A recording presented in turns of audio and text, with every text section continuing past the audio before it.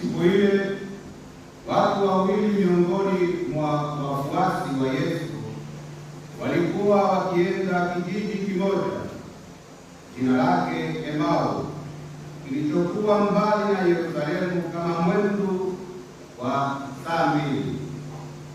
Nao walikuwa wakizungumza wao kwa wao habari za mambo hayo yote yaliyotukia. Ikawa katika kuzungumza na kuulizana kwao, Yesu mwenyewe alikaribia, akaandamana nao. Macho yao yakafumbwa wasimtambue.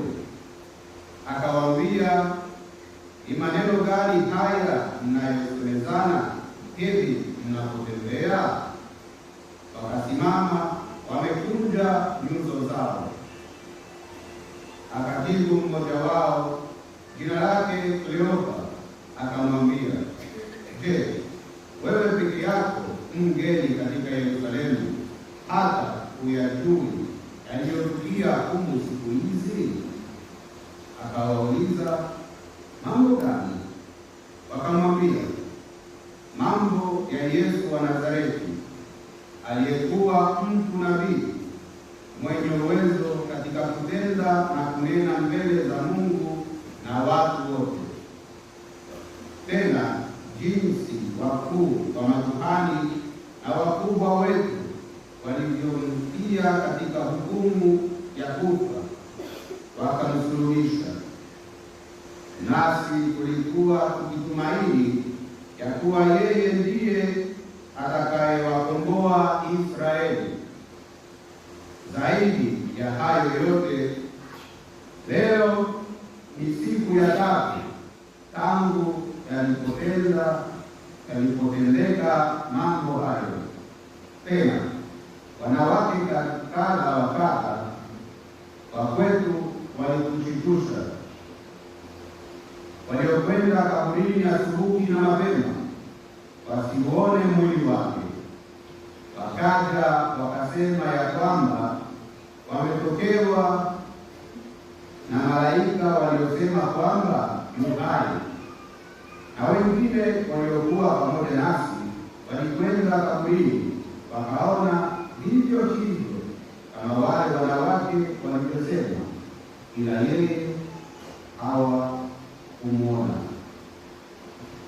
Akawaambia, enyi msiofahamu, wenye mioyo mizito ya kuamini yote walioyasema manabii, je, haikumpasa Kristo kupata mateso haya na kuingia katika utukufu wake?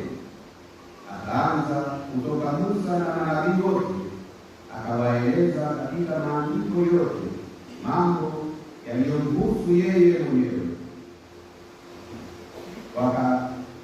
Wakaikaribia kile kijiji walichokuwa wakienda, naye alifanya kama anataka kuendelea mbele.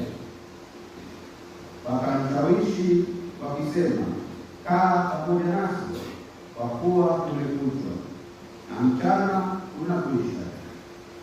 Akaingia ndani kukaa nao. Ikawa alipokuwa ameketi nao fulani, alitwaa mkate, akaubariki, akaumega, akawapa. Yakafumbuliwa macho yao, wakamtambua.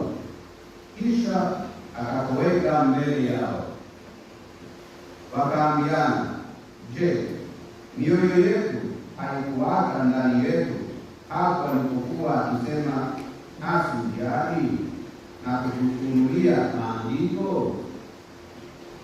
Wakaondoka saa ile ile, wakarejea Yerusalemu. Wakawakuta wale 11 wamekutanika, wao na wale waliokuwa pamoja nao, wakisema, Bwana amefufuka kweli kweli, naye amemtokea Simoni. Nao waliwapa habari ya mambo yale ya njiani na jinsi alivyotambulikana nao katika kuumega mkate. Neno la Bwana. Sifa